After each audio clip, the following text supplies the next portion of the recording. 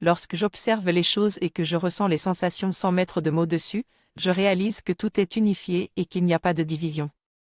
C'est le mental qui crée ces divisions en mettant des étiquettes sur les choses. Tout se déroule dans la conscience et il n'y a pas de frontière entre l'intérieur et l'extérieur de moi.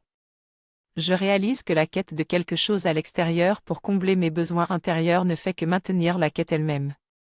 La fin de la quête survient lorsqu'il y a une perception directe et unifiée de tout ce qui est. Le silence est toujours là, même si des pensées émergent et disparaissent.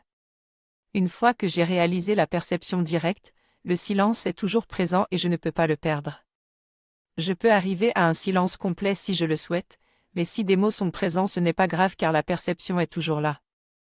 J'ai toujours l'impression d'avoir besoin de l'autre pour me sentir complet, mais en réalité je projette mes besoins sur l'autre.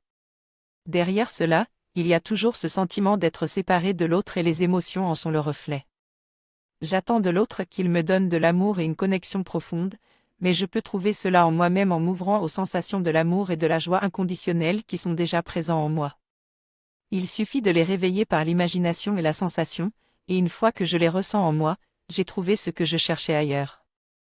Je peux atteindre l'autonomie émotionnelle en cessant de chercher à l'extérieur ce que j'ai en moi. Tout ce dont j'ai besoin est déjà là, en moi, dans mes sensations. Je peux reconnecter avec ma nature profonde en me réalignant directement dessus. La division que je perçois entre les choses est une illusion créée par mon mental.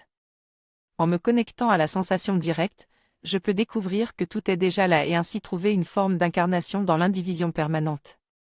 Dans cette non-dualité qui existe avec l'autre, il y a une continuité dans la danse, sans division. La dualité créative permet de découvrir de nouvelles choses, mais ce n'est qu'une illusion. J'apprends à vivre dans la non-dualité et ainsi, je retrouve mon autonomie émotionnelle.